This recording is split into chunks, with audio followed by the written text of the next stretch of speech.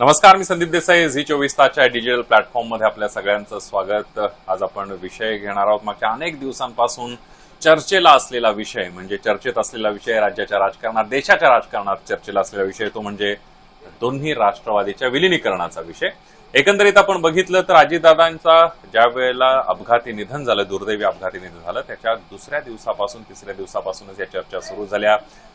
पवारांची राष्ट्रवादी दावा करत होती, या चर्चा सुरू होत होत्या. अजित पवारांच्या राष्ट्रवादीच्या नेत्यांनी सुरुवातीला याला नकार दिला, नंतर तेही म्हणायला लागले की हो, अजितदादांबरोबर बैठका झालेल्या होत्या. आता याचं कारण म्हणजे राष्ट्रवादीच्या विलिनीकरणाची पुन्हा चर्चा सुरू होण्याचं कारण म्हणजे मागच्या काही दिवसांमधल्या ज्या दिल्ली वाऱ्या सुरू झालेल्या आहेत दोन्ही राष्ट्रवादीच्या नेत्यांच्या. तटकरेंनी पहिल्यांदा अमित शहाची भेट घेतली, नंतर मोदींची भेट घेतली, पार्थ पवारांनी या दोन्ही नेत्यांची भेट घेतली. शरद पवारांकडून या भेटींचं सत्र सुरू असल्याचं पाहायला मिळतंय. आज पवारांच्या राष्ट्रवादीच्या सगळ्या खासदारांनी, 8ही खासदारांनी सुप्रिया सुळे यांच्या नेतृत्वामध्ये पंतप्रधान नरेंद्र मोदींची भेट घेतलेली आहे. वेगवेगळी कारणं सांगितली. त्यांनी सांगितलं की वेगळा काय अर्थ काढू नका, या सगळ्यामध्ये आम्ही राज्यातल्या समस्या घेऊन मोदींना भेटायला गेलो. मात्र या सगळ्यामध्ये एक महत्वाची चर्चा आहे, ती म्हणजे राष्ट्रवादीच्या विलिनीकरणाची. आणि राष्ट्रवादीच्या विलिनीकरणासाठी केंद्रातले भाजपचे नेते सुद्धा विशेष आग्रही असल्याचं सूत्रांकडून कळतं. याचं कारण म्हणजे पवारांच्या राष्ट्रवादीकडे 8 खासदार आहेत आणि हे 8 खासदार भाजपसाठी डिलिमिटेशन विधेयक मंजूर करण्यासाठी अतिशय महत्वाचं आहे. त्याचं गणित काय ते सुद्धा आपण समजून घेणार आहोत. पवारांच्या राष्ट्रवादीच्या खासदारांनी जरी सांगितलं असलं वेगवेगळे मुद्दे घेऊन आम्ही राज्यातल्या समस्या घेऊन पंतप्रधानांना भेटलो, त्यांनी ऐकून घेतलं, मार्ग काढण्याचं आश्वासन दिलं वगैरे वगैरे वगैरे. त्यानंतर एक महत्वाची बातमी आली, ती म्हणजे राष्ट्रवादीच्या विलिनीकरणासंदर्भातली. राष्ट्रवादीच्या विलिनीकरणाच्या हालचालींना दिल्लीमध्ये वेग आल्याची सूत्रांकडून माहिती मिळते. यामध्ये दोन्ही राष्ट्रवादीचे बडे नेते दिल्लीमध्ये दाखल झाल्याची सुद्धा सूत्रांनी माहिती दिली. भेटीगाठी, विलिनीकरणासंदर्भात भेटीगाठी या 2 दिवसांमध्ये अधिक वेगवान होतील अशी सुद्धा माहिती सूत्रांकडून मिळते. आणि यामध्ये जी बातमी आली झी24 तासकडे एक्सक्लुझिव्ह सूत्रांकडून, ज्या विश्वसनीय सूत्रांकडून माहिती दिली, या बिलासंदर्भात विलिनीकरणाच्या चर्चेपासून पार्थ पवार आणि सुनेत्रा पवार या अनभिज्ञ आहेत अशा प्रकारे सूत्रांची सुद्धा माहिती मिळते. या अगोदर आपण बघितलं, आता पवारांच्या खासदारांनी भेट घेतली. याआधी 20 तारखेला ज्यावेळेला जंतर मंतरवर लाठीचार्ज झाला होता, 21 तारखेला शरद पवार यांनी, सुप्रिया सुळे यांनी अभिजित दिपके जे सीजेपीचे अध्यक्ष आहेत त्यांची भेट घेतली होती. जंतर मंतरवर जाऊन विद्यार्थ्यांच्या समस्या जाणून घेतल्या, त्यांच्यासोबत बोलले. आणि काही वेळातच शरद पवार हे आपल्याला नरेंद्र मोदींना भेटताना दिसले. सुप्रिया सुळे आणि शरद पवार यांनी नरेंद्र मोदी यांची भेट घेतली.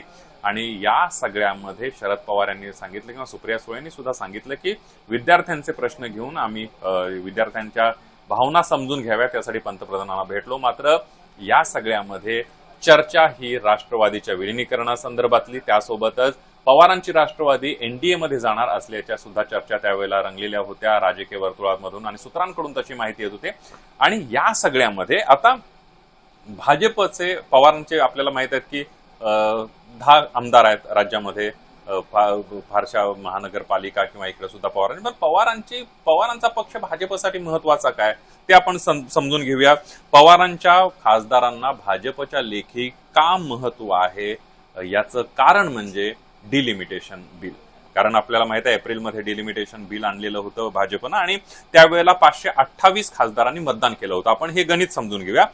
2/3 म्हणजे जवळपास 352 मतं केंद्र सरकारला या विधेयकाच्या बाजूने हवी होती. मात्र प्रत्यक्षामध्ये 298 मतं बाजूने मिळाली, 230 मतं विरोधामध्ये पडली. म्हणजे सरकार 54 मतांनी सरकारचं जे विधेयक आहे ते नामंजूर झालं. आता त्यानंतर कशी जुळवाजुळव सुरू झाली आपण थोडक्यात समजून घेऊया. त्यानंतर जूनमध्ये आपल्याला माहित आहे की ठाकरेंचे 6 खासदार फुटून जे आहेत ते शिंदेच्या शिवसेनेमध्ये गेले. म्हणजे या ठिकाणी ते एनडीएमध्ये गेल्याचं आपल्याला पाहायला मिळालं. भाजपमध्ये ते प्रत्यक्ष गेले नसले तरी एनडीएमध्ये एनडीएचा आकडा वाढलेला आहे. म्हणजे ज्यावेळेला डिलिमिटेशन बिल आलं त्यावेळेला एनडीएकडे मतदान होतं, खासदार होते 298. ठाकरेंचे खासदार शिंदेच्या शिवसेनेमध्ये गेले. आता मग ते 6 ऍड झाले, त्याची संख्या झाली 304. आणि त्याच दरम्यान तिकडे तृणमूलमध्ये सुद्धा यादवी माजलेली होती. पश्चिम बंगालमध्ये तृणमूलचे आमदार फुटले, त्यांनी वेगळा गट केला. 20 खासदार तृणमूलचे फुटले आणि तृणमूलच्या खासदारांनी काय केलं, एक आपला वेगळा गट स्थापन केला आणि nationalist citizen party of India या छोट्याशा पक्षामध्ये तृणमूलचे हे 20 खासदार मर्ज झाले. आता काय झालं तर तो जो nationalist citizen party of India आहे तो एनडीएला सपोर्ट करणारा पक्ष आहे. म्हणजेच एनडीएच्या खासदारांची संख्या अजून 20 न वाढली. म्हणजे ठाकरेंचे ज्यावेळी फुटीर खासदार ज्यावेळेला शिंदेच्या शिवसेनेत गेले त्यावेळेला 304चं संख्याबळ झालं होतं. आता तृणमूलचे जे फुटीर खासदार आहेत ते छोट्या पक्षात गेले, त्यांनी एनडीएला पाठिंबा दिला. आता एनडीएचं संख्याबळ जे आहे ते 298 वरून थेट पोहोचलेलं आहे 324 पर्यंत. आता पवारांचे जर 8 खासदार यामध्ये आले तर संख्याबळ किती होईल आपण बघूया. कारण पवारांचे खासदार, कारण या डिलिमिटेशन बिल हे भाजपसाठी किती महत्वाचं आहे आपल्या सगळ्यांना माहित आहे आणि त्यामुळे भाजपची जुळवाजुळव चालू आहे.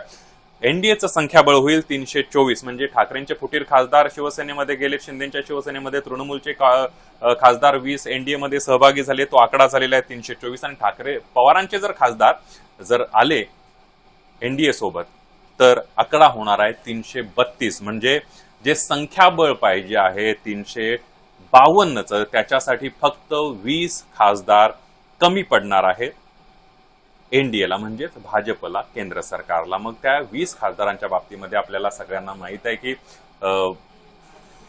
सपाचे, समाजवादी पार्टीचे उत्तर प्रदेशमधले खासदार सुद्धा फुटीच्या उंबरट्यावर असल्याची सूत्रांकडून माहिती येते.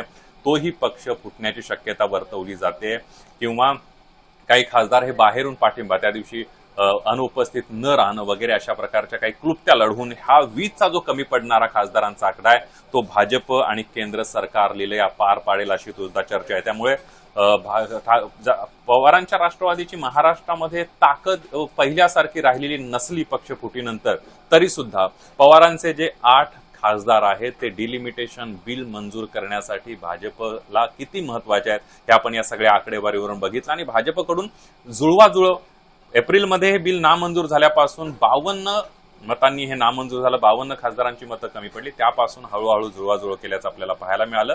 आणि हा 52 पासून असा हा आकडा जो आहे तो 26 पर्यंत आपल्याला गेल्याचं पाहायला मिळतंय. 52 26 वजा जर झाले तर अजून 26 कमी पडतात आणि पवारांचे 8 गेले तर त्यामध्ये अजून सुद्धा एनडीएची ताकद वाढणार आहे. त्यामुळे ही भाजपनं जुळवाजुळव केली जर, आणि त्यामुळेच पवारांच्या राष्ट्रवादीचं जे महत्व आहे केंद्रातलं ते महत्वाचं आहे. भाजपचे नेते यासाठी इनिशिएटिव्ह घेताना आपल्याला पाहायला मिळतात. पवारांनी काही अटी ठेवलेल्या आहेत, जर पाठिंबा पाहिजे तर तुम्हाला पक्षाचं विलिनीकरण करावं लागेल अशा प्रकारची माहिती सुद्धा सूत्रांकडून मिळते. आणि त्यामुळे थेट पंतप्रधान नरेंद्र मोदी, अमित शहा यांच्यासारखे दिग्गज नेते राष्ट्रवादीच्या विलिनीकरणासाठी प्रयत्न करताना दिसत आहेत आणि यामध्ये यश येईल असं सुद्धा दिल्लीतल्या सूत्रांकडून कळते. बघूया पुढच्या काही दिवसांमध्ये काय होतंय. नमस्कार.